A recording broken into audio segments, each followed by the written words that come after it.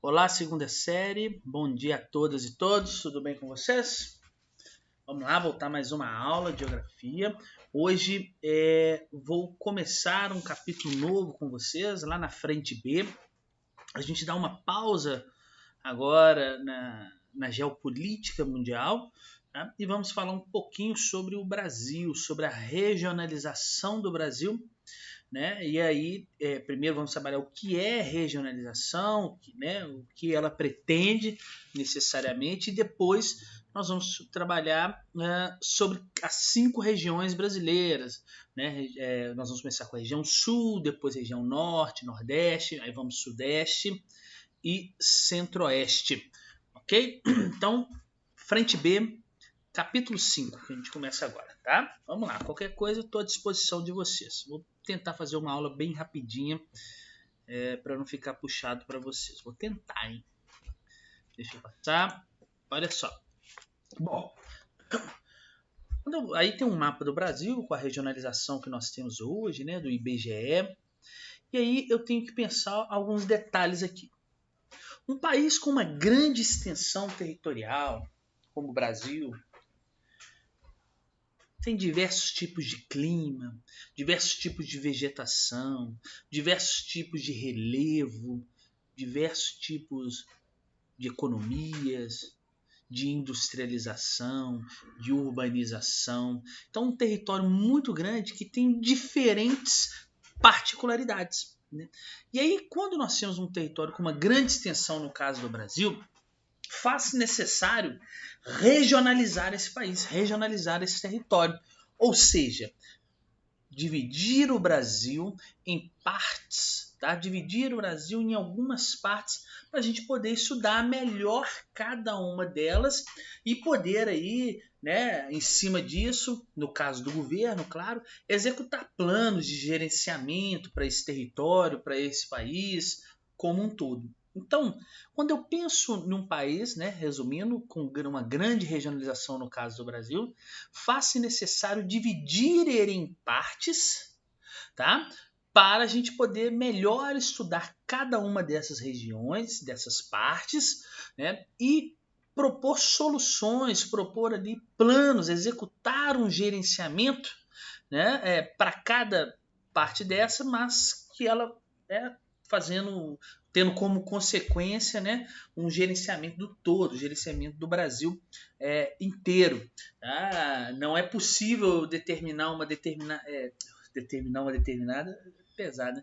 Não é possível propor uma determinada política, por exemplo, para a região do Amazonas, né, e adotar o mesmo tipo de política, o mesmo tipo de demanda, o mesmo tipo de estrutura social, por exemplo, para a região sudeste. Elas são diferentes. Analisá-las, então, tem que ser diferente também, tá bom? E aí, toda vez que nós falamos em regionalização, essa palavra, regionalização, então, nós estamos falando aí em analisar um determinado espaço, perceber as suas semelhanças, perceber as suas diferenças, e dessa forma a gente acaba o quê? Dividindo esse espaço. Então, quando eu penso em regionalização brasileira, eu estou dividindo o território brasileiro, tá? De acordo com as suas diferenças e as suas semelhanças, tá bom? Então, regionalizar, significa dividir determinado espaço através de características semelhantes e diferentes. E vou delimitar. Por exemplo, aqui, né, foram agrupados 5 regiões, ou seja, 5 partes do Brasil, né, de acordo com algumas semelhanças, algumas características. Né? Essa região aqui, por exemplo, de azul, do sudeste, né, Minas Gerais, Espírito Santo, Rio de Janeiro e São Paulo, ela tem semelhanças, né, e foram delimitadas aqui, ó, né, através dos próprios limites, né, as divisas entre os estados aqui. Ela tem semelhanças, mas ela tem muitas diferenças, por exemplo, dessa região nordeste, ou da região sul, centro-oeste, norte, e por aí vai. Né? Então, regionalizar significa dividir determinado espaço através de características semelhantes ou diferentes, tá? Estou caracterizando aquilo por ser igual ou por ser completamente diferente de todo o resto. E aí, a partir disso, eu delimito, tá bom?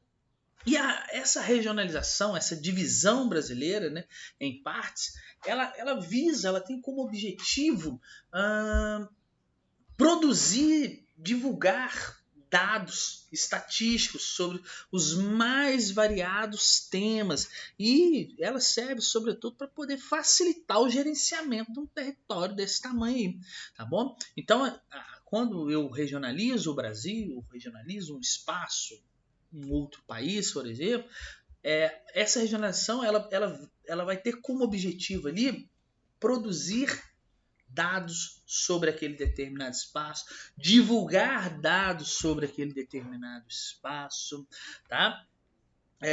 Os dados mais variados sobre a quantidade de população, se tem mais homens, se tem mais mulher, quantos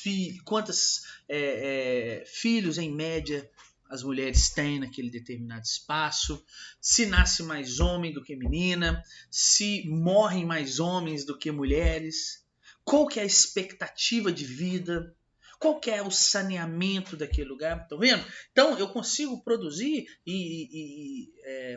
divulgar inúmeros dados sobre aquela região, tá? E eu sabendo diferenciar esses dados, a região norte, por exemplo, ela tem mais homens, nascem mais homens, por exemplo, lá do que o restante da região sudeste. Então, eu tenho que ter uma política, né? O governo ele tem que gerenciar uma política diferenciada para esse lugar, tá bom? Então, esta é a importância e o principal objetivo da regionalização.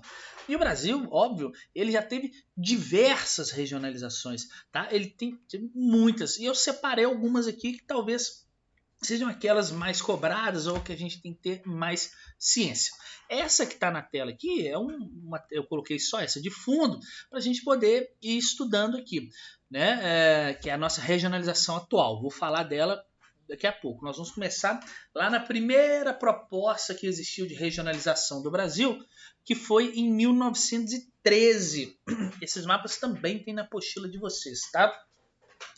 Essa regionalização de 1913, percebam aqui que existem muitas diferenças com o que nós temos hoje, voltando aqui. Olha só, dá uma olhada, Amapá, Roraima, Acre, Rondônia, Mato Grosso do Sul. Percebam aqui nesse mapa agora, Tocantins, esses lugares que eu falei. Opa, olha, dá uma olhada nisso aí. Olha que interessante quando eu analiso essa regionalização de 1913, tá? Ela foi produzida, pessoal, essa regionalização, pelo professor Delgado de Carvalho, tá? Um professor de geografia, e ele tinha como objetivo, ao criar essa regionalização, permitir o estudo escolar das regiões. Então ele percebeu que estava difícil estudar, analisar, ensinar os alunos um território tão vasto e tão diferente, né? Então ele propôs essa regionalização, né, para fins acadêmicos, para fins de estudos, tá bom? Essa proposta, então, eu já vi cobrando em prova, essa proposta ela tinha como objetivo o ensino da geografia, tá? Na época, o Brasil não era totalmente conhecido como ele é hoje, como a gente conhece seus limites, as suas fronteiras, tá bom? Então, o Brasil não era totalmente conhecido. E aí, ele utilizou para poder fazer essas regionalizações, olha só, regionalização setentrional, norte-oriental, setentrional é norte, né? Central, oriental e meridional. Meridional quer dizer sul. Então, ele utilizou critérios físicos para poder fazer esta regionalização, tá? Como relevo, clima, vegetação. Então, o relevo daquele lugar é mais parecido, o clima desse lugar aqui tem essa semelhança que difere ele daquele, tá? E aí, ele aproveitou, percebam, a própria divisão dos estados que existiam na época. Percebam que muitos estados aqui que nós conhecemos hoje nem existiam, né? O Distrito Federal ficava no Rio de Janeiro ainda, tá? Não existia, olha que Goiás, o tamanho que era, não existia Tocantins, não existia o Mato Grosso do Sul, não existia Amapá, Roraima, Olha aqui, território do Acre, isso aqui não era um estado ainda, era um território no qual o governo federal gerenciava, sabe? Então, percebam aí algumas diferenças que nós temos com a atualidade, tá bom? Eu tenho uma outra regionalização, que é a de 1946. E essa regionalização já foi criada pelo IBGE, o Instituto Brasileiro de Geografia e Estatística. E o IBGE na época, né, em 46, percebam que é um pós-guerra, ele fez essa regionalização fazendo algumas alterações só na regionalização de 1913, que eu acabei de mostrar para vocês, porque ele mudou o nome de alguns lugares e criou territórios federais. Como estava num pós-guerra, o mundo já estava vivenciando a Guerra Fria nesse caso aqui, existia uma preocupação muito grande com as fronteiras, em delimitar as fronteiras, principalmente aquelas que não eram tão conhecidas. E é por isso que nós temos aqui a criação do território do Amapá, território do Rio Branco, território do Acre, do Guaporé, olha só, território do Ponta Porã, território do Iguaçu. Esses territórios, pessoal, eles eram administrados, eles eram gerenciados pelo governo federal. Não tinham um status de um estado ainda, mas o principal objetivo ao criar esses territórios era o quê? A proteção das fronteiras, já que o mundo vivia a Guerra Fria. Tá? Ele também utilizou aí critérios físicos do Brasil para poder regionalizar. Percebam que é basicamente o mesmo do outro, né? Mudou algumas coisas. Olha só, vamos voltar aqui. Olha lá, setentrional, norte-oriental, central, oriental e meridional. Percebam. Então, eu tenho o norte, o nordeste ocidental e o nordeste oriental. Eu tenho o leste setentrional, o leste meridional, ou seja, o leste norte, o leste sul e a região sul que enquadrava inclusive São Paulo. O Distrito Federal ainda continuava no Rio de Janeiro, o estado de Tocantins não havia sido criado ainda, no Mato Grosso do Sul, mas percebam que o contorno dos estados aí de Rondônia, Roraima, Amapá já começavam a se configurar aqui, né, com os territórios federais. Tá, ok? Eu tenho uma outra regionalização, essa muito parecida, né, com a que nós vimos aqui, ó, essa de 1946, essa de 1969, tá? Nessa de 1969, ela criou regiões mais homogêneas, tá? Que além das características físicas que as outras usavam, né? Clima, relevo, vegetação, esta regionalização também utilizou o quê? Características demográficas, características da população, também utilizou características econômicas para se poder fazer essa divisão, tá? O Brasil passou a ter aqui, a partir da regionalização de 1969, também criada pelo IBGE, tá? E a partir disso as regionalizações foram feitas pelo IBGE. Em 69 aqui, o Brasil começou a ganhar aqui o desenho regional mais próximo do atual. Olha, perceba, as regiões já estão mais parecidas com o que a gente conhece hoje, mas a diferença, né, já que em 69 nós temos a mudança do Distrito Federal do Rio de Janeiro para Brasília, Mato Grosso do Sul ainda não havia sido criado, né? Nem mesmo Tocantins, ainda era tudo Goiás, mas eu já tinha mudança.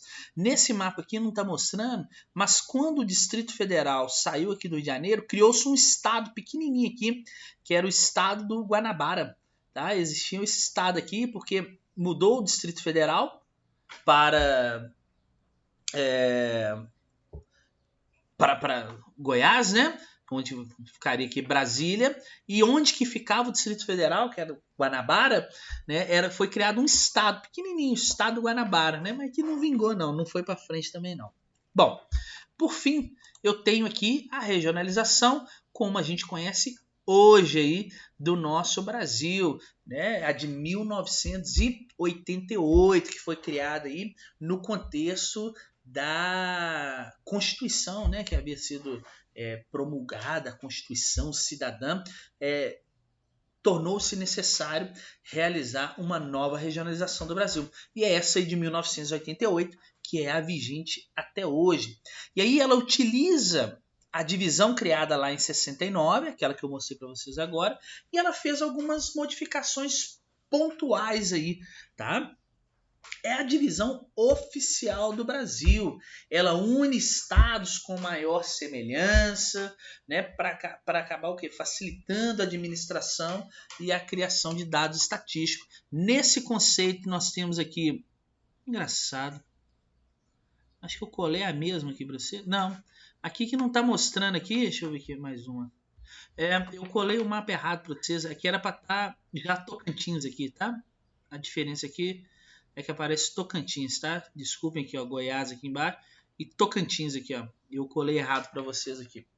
Então, eu tenho aqui a criação do estado de Tocantins, do Mato Grosso do Sul. Aí, aqueles territórios federais, eles passam a ter o status de estado agora, Rondônia, Roraima, Amapá, Acre, né, que eram apenas territórios, né? E o Brasil, então, utiliza essa regionalização hoje, tá bom? É a que a gente usa aí nos livros didáticos, com as 5 regiões. Região norte, de amarelo, sei lá, esse é amarelo, né? Caramelo. Região nordeste, de verde. A centro-oeste aqui de rosa, laranja, não sei o que é isso. Rosa, né? Porque laranja é isso aqui. A região sudeste aqui de amarelo e essa cor marrom aqui, clarinha aqui, a região sul, a menor das regiões que nós vamos estudar na sequência agora. Claro que existem outras regionalizações também do Brasil, tá bom? Já foram usadas outras regionalizações, mas elas não são tão habitualmente utilizadas, tá? Elas serviram mais para estudos, para uma análise mais aprofundada do Brasil. Eu tenho essa regionalização, né, do Brasil em regiões geoeconômicas, também chamadas de complexos regionais. Tá? Ela foi criada, pessoal, essa regionalização, por um geógrafo chamado Pedro Pinchas Geiger, tá bom? E ela foi criada em 1967, tá? E ela tem como critério diferente, percebam aqui como que ela não respeita o limite dos estados, ele tinha como critério, ao criar essa regionalização, o aspecto socioeconômico, tá? O aspecto socioeconômico como efeito assim, da industrialização, a urbanização, os processos históricos daquele lugar. Tá? Então, a urbanização dessa região aqui, a industrialização, é muito diferente dessa região aqui, que o Pedro Pinchas, né? Algumas pessoas falam que Pincas, dessa região aqui centro-sul, que é mais urbanizada, é mais industrializada, os processos históricos de ocupação dessa região que foram diferentes desse. Então, ele utilizou esses critérios, tá? Aspectos socioeconômicos. Percebam que ele desconsidera as fronteiras, né, as divisas aí estaduais, tá? Já que não necessariamente ele entendia que as fronteiras elas coincidiam com as dinâmicas socioeconômicas nacionais. Por exemplo, o norte de Minas aqui, né, ele está fazendo parte da região nordeste aqui, porque as características de ocupação, econômicas da região do norte de Minas, elas mais se assemelham ao Nordeste do que à região centro-sul aqui, onde está São Paulo, Belo Horizonte, Rio de Janeiro, tá bom? Então é por isso que ele criou esses critérios. Perceba o Maranhão aqui também.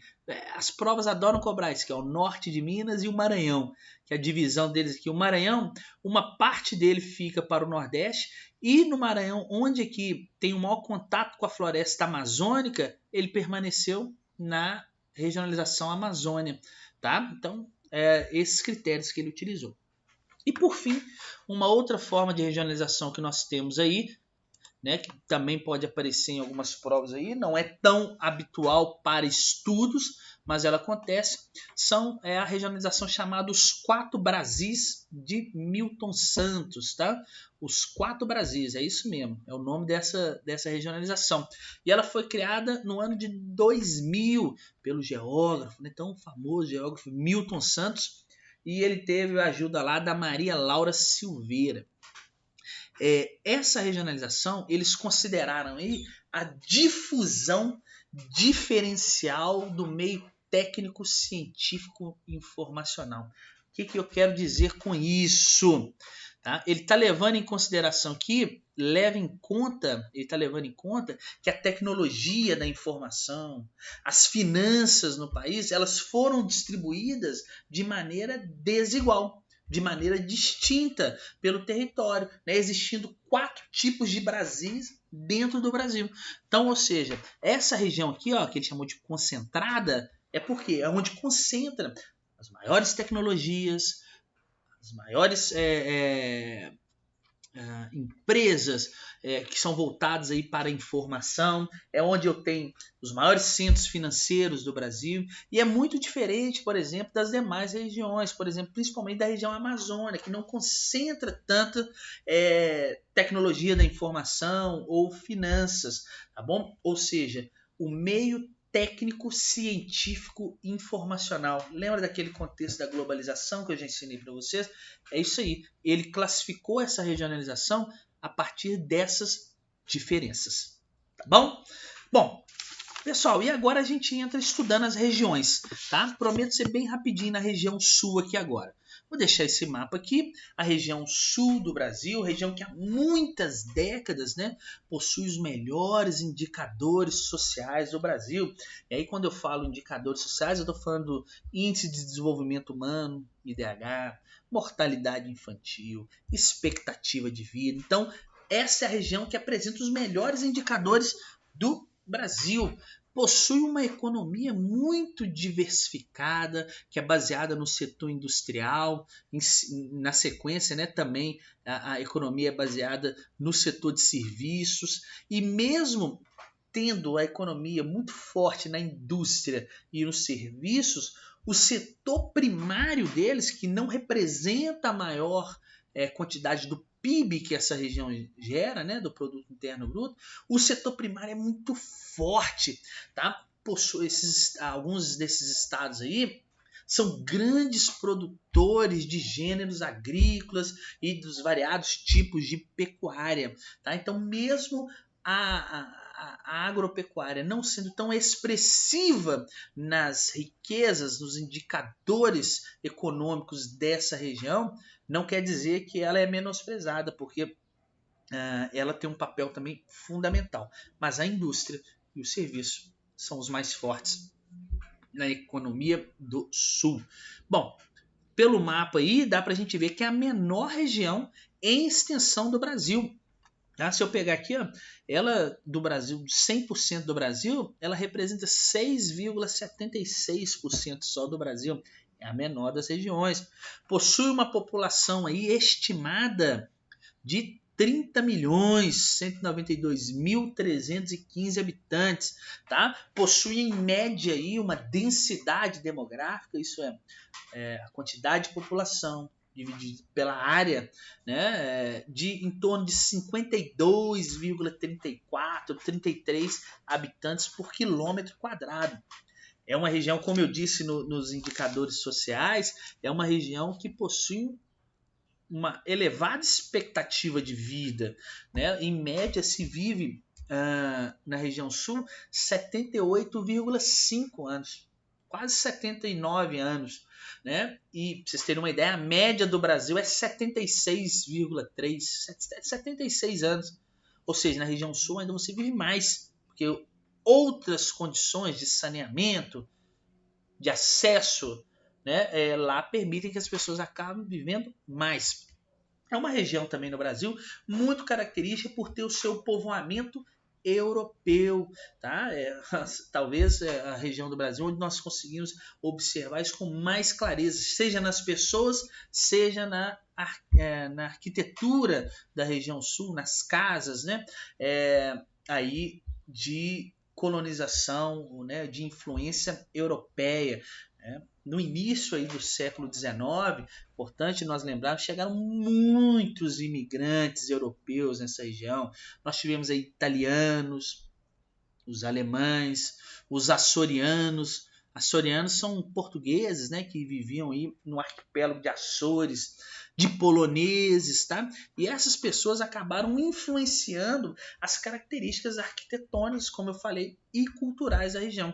Tem cidades aí na região sul que é proibido a construção, por exemplo, de casas, vamos dizer assim, no estilo brasileiro, para manter a cultura daqueles povos, porque lá tem muitas casas no estilo lá italiano, no estilo alemão, e aí nesses lugares é proibido construir outro tipo de casa que não seja como essa, para não descaracterizar justamente a contribuição cultural desses povos na região sul. Bom, quando eu penso nos aspectos sociais dessa região, eu tenho que lembrar que junto com a região sudeste, que nós vamos estudar ainda, é a região de menor índice de analfabetismo, como eu falei com vocês. Ambas, tanto a região sudeste como a região sul, elas apresentam um índice de o analfabetismo aí de 3,3%, ou seja, 96,7% da população é alfabetizada, tá? É muito pouco, 3,3%, tá? Então, ele é um ótimo indicador para a região. A região sudeste, onde nós estamos, também é assim, tá?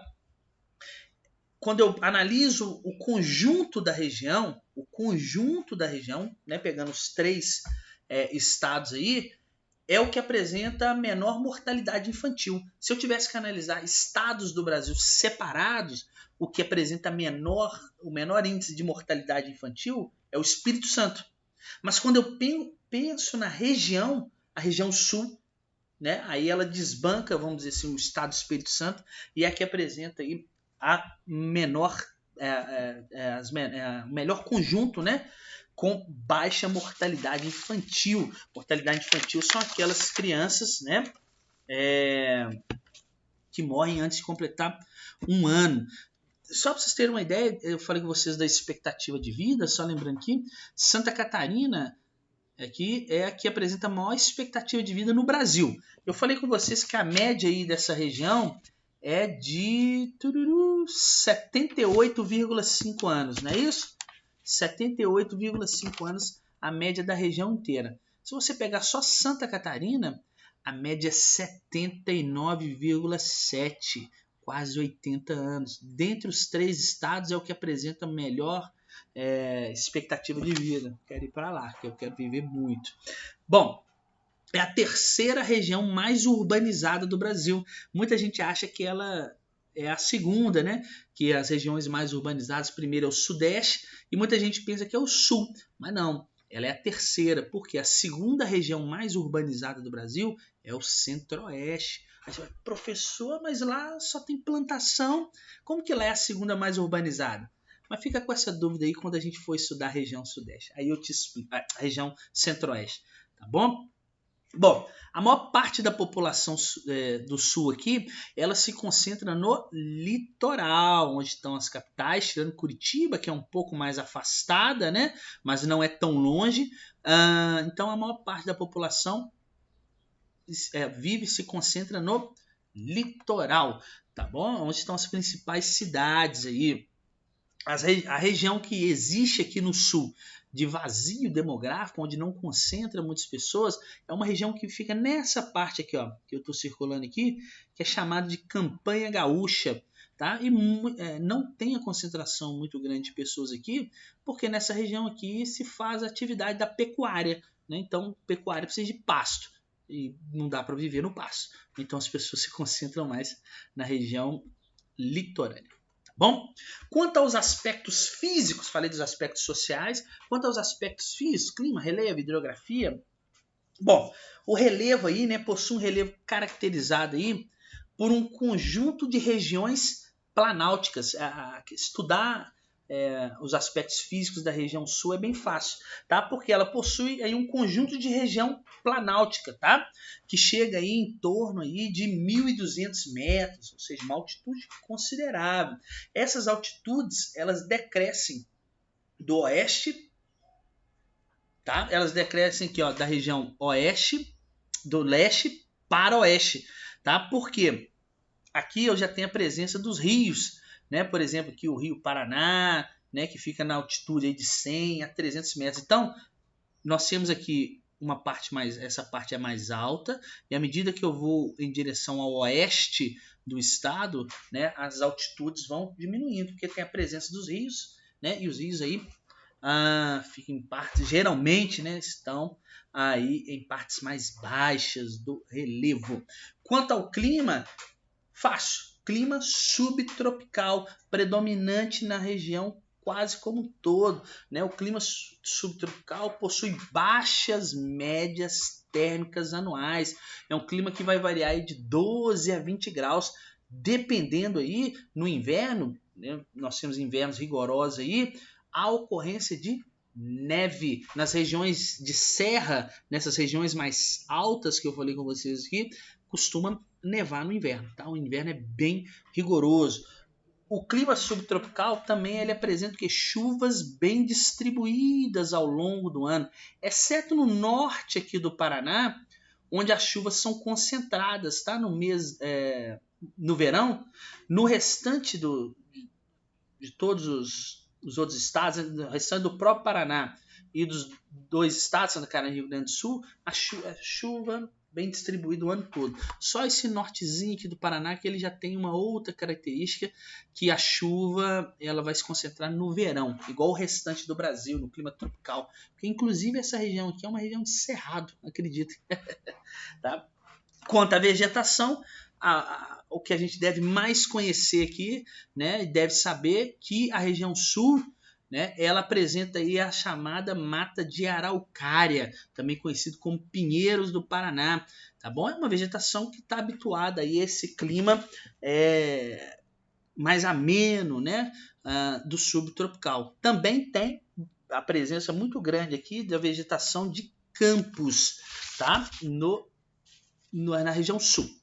Bom, e a hidrografia, né? Nós temos aqui a presença da Serra do Mar e a Serra Geral, tá? Nas proximidades do litoral aqui da região sul. E aí, como o relevo ele é inclinado para o interior, eu falei com vocês que ele vai descendo em direção ao interior, né? Isso faz com que a maioria dos rios que existem aqui na região sul sejam rios de planalto. Eles seguem do leste para o oeste, ó. Os rios descem as serras e vão em direção ao oeste, aqui que eu falei com vocês que é uma parte mais baixa. Então são rios de planalto. Se eles são rios de planalto, né, a região sul tem uma importância muito grande na utilização, né, na produção de eletricidade. Tanto é que nós temos aqui nessa região a famosa Itaipu, tá bom? No Paraná, ok? E quanto à economia, só para acabar, só para relembrar aqui, segunda maior economia do Brasil, tá? De todo o PIB, de todo o produto interno bruto que se gera no Brasil aí, das riquezas, a região sul ela contribui com 17% das riquezas que são geradas no Brasil. É muita coisa, por ser a menor das regiões, né? Como eu falei, é muito baseada na indústria, seguida pela prestação de serviços, tá bom?